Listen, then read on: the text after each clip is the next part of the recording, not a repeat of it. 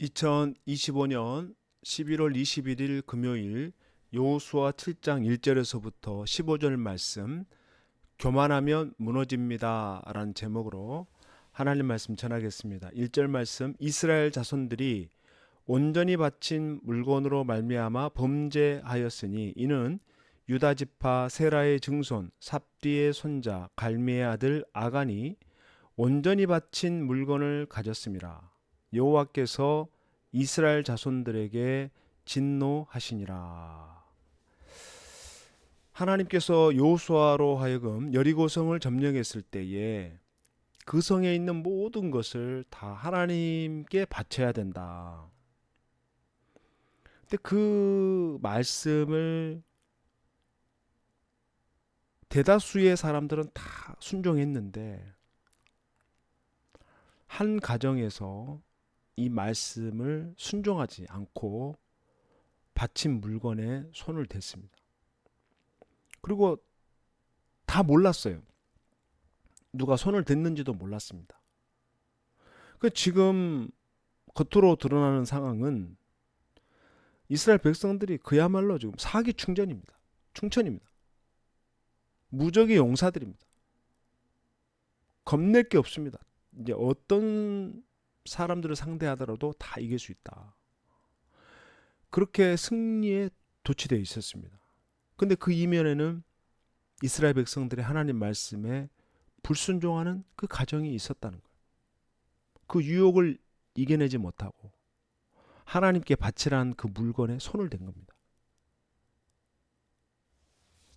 이게 지금 어떤 결과를 초래해야 할지 아무도 몰랐어요. 근데 그 다음 상황이 어떤 상황이었느냐. 2절에 보니까 여호수아가 여리고에서 사람을 베델 동쪽 베다윈 곁에 있는 아이로 보내며 그들에게 말하여 이르되 올라가서 그 땅을 정탐하라 하매 그 사람들이 올라가서 아이를 정탐하고. 지금 1차적으로 여리고성을 점령하고 전쟁에서 완벽한 승리를 거두었기 때문에 그 다음 전투도 당연히 승리할 거라 생각을 했습니다. 그리고 여호수아가 아이 성을 공격할 수 있도록 또 그 땅을 정탐케 했습니다. 근데 보니까 어떤 이상한 징후가 발견되지 않았어요. 다시 말해서 이번 아이성과의 전투에도 반드시 전쟁에서 승리할 수 있을 거다. 이런 생각을 다 가지고 있었습니다.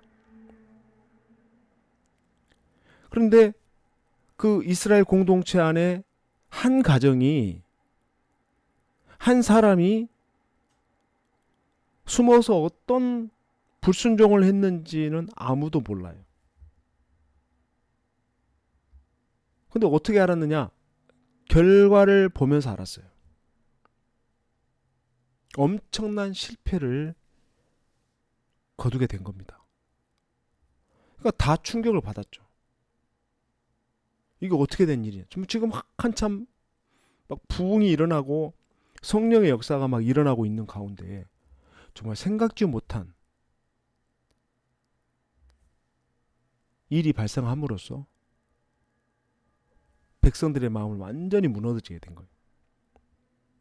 3절과 4절 여호수아에게로 돌아와 그에게 이르되 백성을 다 올라가게 하지 말고 2, 3천 명만 올라가서 아이를 치게 하소서. 그들은 소수이니 모든 백성을 그리로 보내어 수고롭게 하지 마소서 하므로 백성 중 3천 명쯤 그리로 올라갔다가 아이 사람 앞에서 도망하니.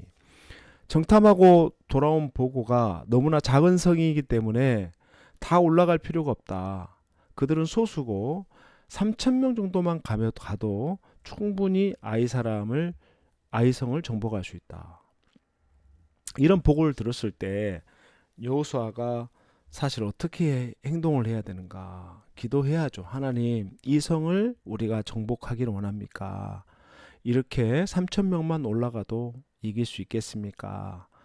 하나님 앞에 묻고 또 우리 안에 문제가 없는지 분별하면서 하나님 앞에 요쯤에서 나가야 되는데 눈으로 보여지는 숫자로 눈에 보여지는 상황으로 작은 성이니까 우리가 충분히 이길 수 있다. 3천 명만 선발해서 보내도 당연히 이길 것이다. 이렇게 교만한 생각을 하게 된 겁니다. 만약에 이런 식으로 전쟁이 치러져서 이기게 되면은 누구의 힘으로 전쟁에서 승리했다고 하겠습니까? 하나님의 힘이 아니라 자기들의 힘으로 이 전쟁에서 승리했다라고 말할 수가 있는 거죠. 그러니까 여호수아가 정탐꾼의 말을 다 믿지 않고 하나님께 물어봐야 되죠. 우리 안에 준비가 되어 있는지, 문제될 것은 없는지. 그런데 여호수아가 하나님 말씀보다 정탐꾼의 말을 그냥 믿었어요. 그 결과 어떤 일이 일어났느냐? 아이 사람들이 이긴 거예요. 그리고 5절에 보니까 이스라엘 백성들을 36명쯤 쳐 죽였다. 그리고 성문 앞에서부터 스바림까지 올라가 내려가는 비탈길에 쳤으므로 백성의 마음이 녹아 물같이 됐다. 누구의 백성입니까? 이스라엘 백성들의 마음이 이제 역전이 된 거예요. 전에는 가나안 사람들의 마음이 물같이 되었는데 이제는 이스라엘 백성들의 마음이 물같이 되었다는 거예요. 어느 누구도 예상하지 못했던 싸움에서 실패하게 된 겁니다.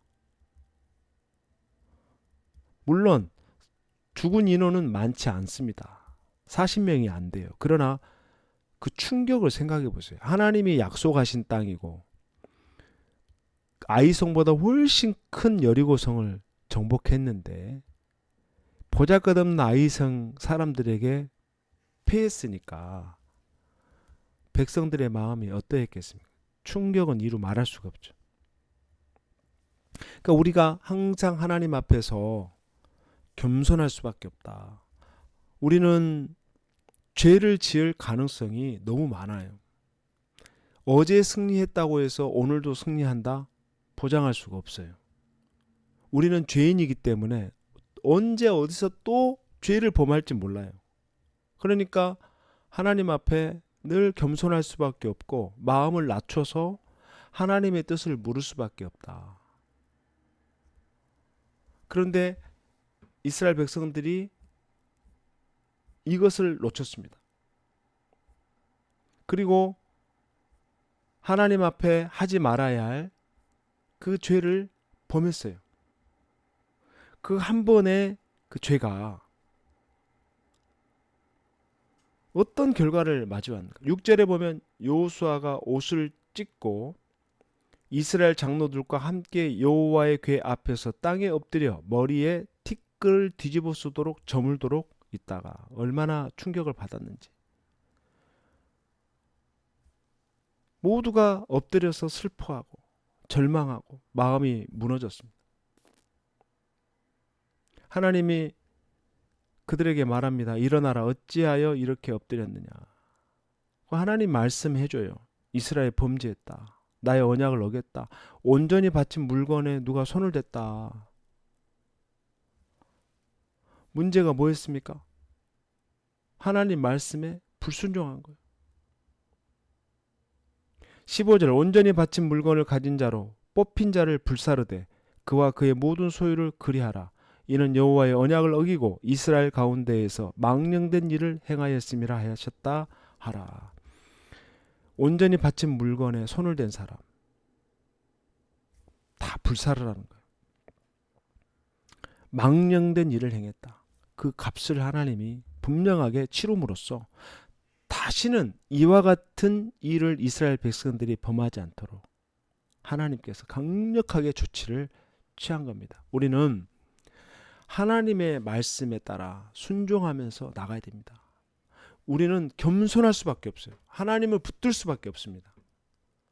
우리는 인간이기 때문에 넘어질 수 있어요. 그래서 늘 하나님의 은혜를 구하고 우리가 일이 터지고 나서야 그때서야 정신을 차리고 회개하는 것이 아니라 늘 매사에 하나님 앞에 순종함으로써 하나님의 원하시는 삶을 살아가는 것이 진정한 지혜임을 믿습니다.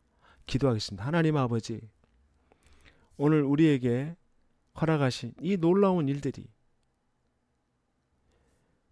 우리의 교만함으로, 우리의 욕심으로, 우리의 탐욕으로 한순간에 그것이 실패할 수 있고 무너질 수 있다라는 것을 하나님 우리로 하여금 깨닫게 하여 주시고 늘 겸손하게 하나님 말씀 기도하면서 하나님의 뜻을 분별하면서 이 시대 속에서 주님과 동행할 수 있도록 은혜를 베풀어 주시옵소서. 우리가 죄를 범함으로써 우리의 삶이 망가지지 않도록 도와주시고 늘 하나님 말씀에 순종하며 붙들며 나갈 수 있도록 은혜 베풀어 주시옵소서. 좋으신 예수님의 이름으로 간절히 기도하옵나이다. 아멘.